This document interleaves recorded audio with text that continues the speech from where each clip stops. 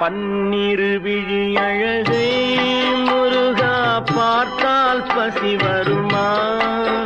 உன் பனிமொழிவாய் தமிழை முருகா கேட்டால் துயர் வருமா?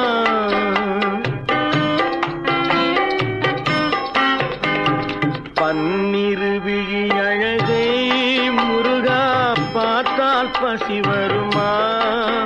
உன் பனிமொழிவாய் தமிழை முருகா கேட்டால் துயர்